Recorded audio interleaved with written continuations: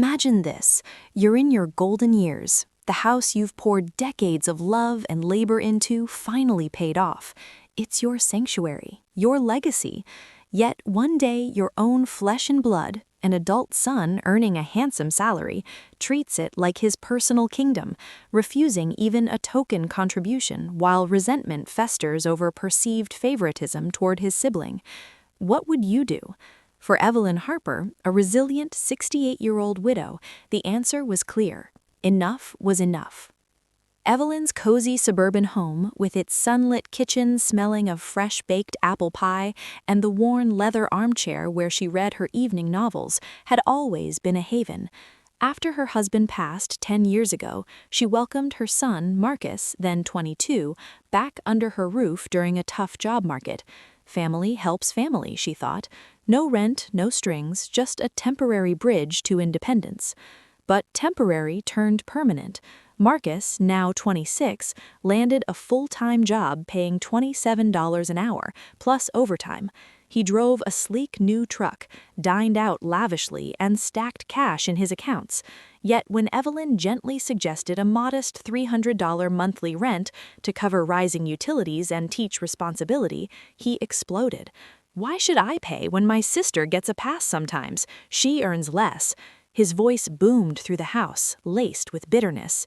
Evelyn occasionally waived her daughter's smaller contributions during hardship, but Marcus saw only injustice. The disrespect escalated. Marcus ignored chores, left dishes piling like monuments to laziness, blasted music late into the night, and snapped at Evelyn for nagging. House rules? Forgotten. Texts asking about rent were unanswered, replaced by eye rolls and muttered insults. "This is my home, too," he'd sneer. Evelyn's heart ached, not from anger, but from the slow erosion of respect. She had sacrificed so much, skipping vacations, pinching pennies on her fixed income, all to provide. In return, ingratitude wrapped in entitlement. One crisp autumn evening, as Evelyn sat alone with her tea, a cold clarity washed over her. Years of quiet endurance had shrunk her in her own space. No more. The next morning, she consulted a trusted attorney friend from church. Documents in hand, the deed bearing her name alone, proof of sole ownership, she drafted a formal 30-day eviction notice. No drama, no shouting, just facts on paper. She slid it across the breakfast table. Marcus laughed at first, crumpling it. "You're bluffing, Mom. Family doesn't evict family." Evelyn met his gaze steadily. Family respects family. You've had years of grace. Now it's time. He ignored her texts, missed deadlines, assuming maternal love would override resolve, but Evelyn followed through. When the notice expired, she filed in court. Marcus raged, calling her cruel, heartless. Extended family whispered guilt trips. "He's your son. Blood is thicker." Yet Evelyn stood firm, her voice calm as steel. Love isn't a free pass for disrespect. The legal process ground forward inexorably. Marcus scrambled, begging extensions, promising change. Too late.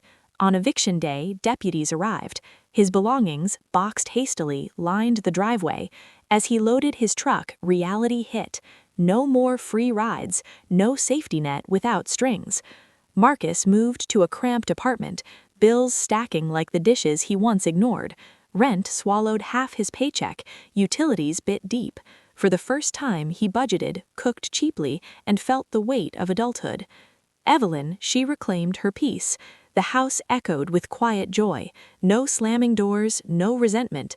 She repainted the walls a soft lavender, hosted bridge nights with friends, and even reconciled partially with Marcus months later, on new terms. Visits as a guest, respect mandatory. This isn't cruelty, it's empowerment. Evelyn learned a profound truth. Family doesn't entitle endless free rides without reciprocity. Boundaries aren't barriers, they're bridges to healthier relationships. In reclaiming her home, she reclaimed her dignity, proving that even in later years, it's never too late to say, "This ends now." Word count 812. If this story of quiet strength and reclaimed boundaries resonates with you, imagine the relief of finally enforcing respect in your own life. What hidden entitlement lingers in your home today? Share your thoughts below. Your story might inspire someone else's breakthrough. If this story touched you, subscribe for more real-life lessons.